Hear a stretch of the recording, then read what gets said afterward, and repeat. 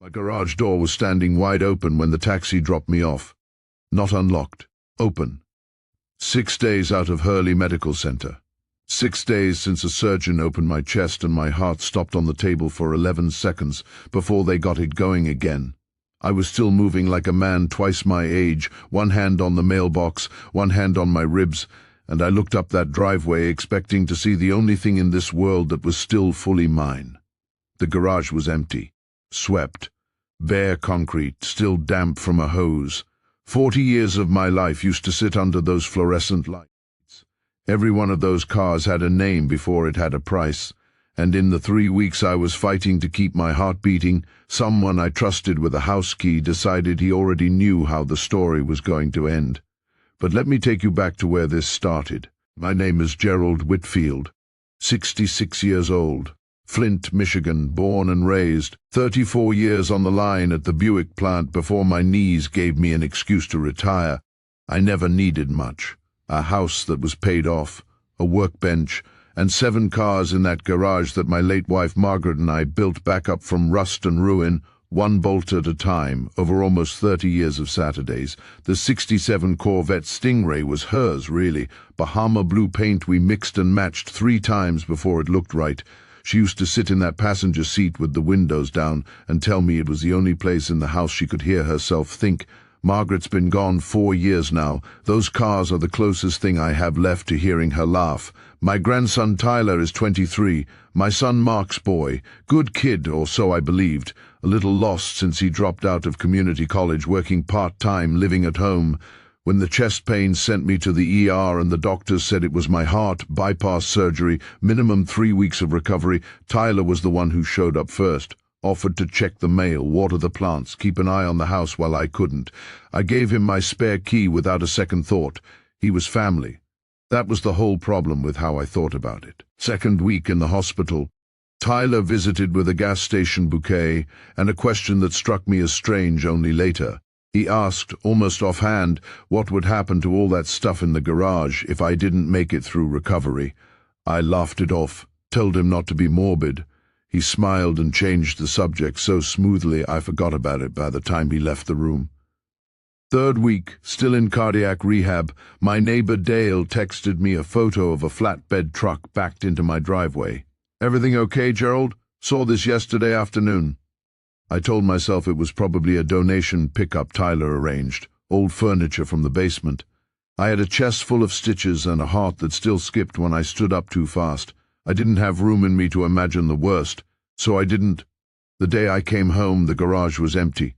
I called Tyler standing in that doorway, my voice shaking worse than my hands. He didn't deny anything. He didn't explain anything either. He just said, "We can talk about it when you're feeling stronger, Grandpa," and hung up before I could ask a second question.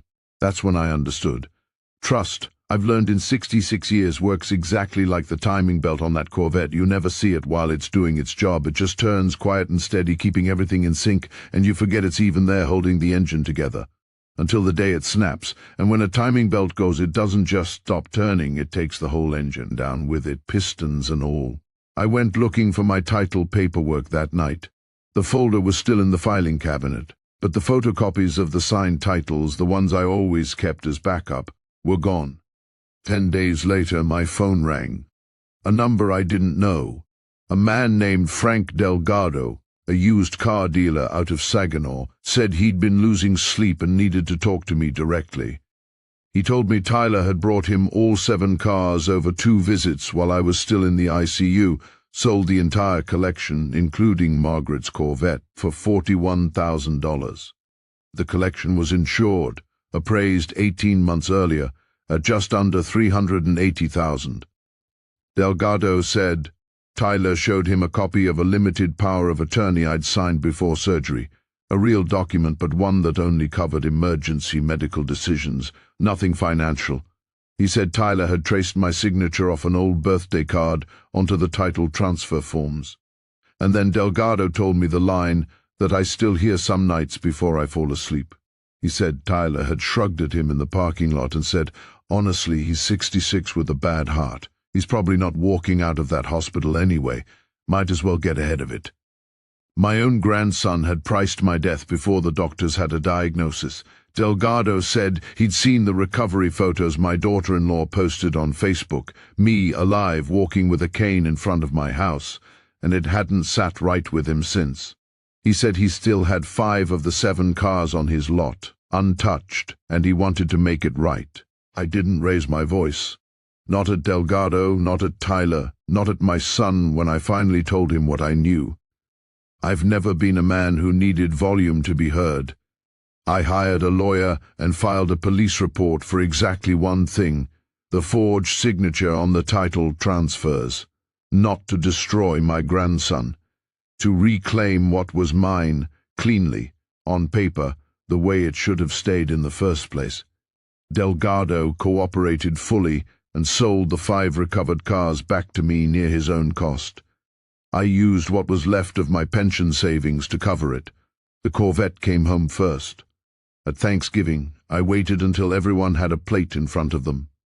Then I set the photocopied forged title, side by side with my real signature, in the middle of the table. No shouting. I just said, I know what happened while I was in that hospital bed. I'm not going to make a scene about it tonight. But Tyler is removed from my will, effective this week. And the Corvette isn't going to sit in a garage waiting for someone to inherit it. It's going into a trust that teaches car restoration to teenagers in this county who don't have a grandfather around to teach them. Nobody argued with me. Tyler pushed his chair back from the table and left without a word. Nobody went after him. Quiet, I've found. Lands heavier than anything you could shout. I spent 40 years teaching my hands to fix what was broken, and one signature I never wrote nearly erased all of it in 3 weeks. What does it say about a family when the ones you trust with your house key are the same ones you have to protect your legacy from?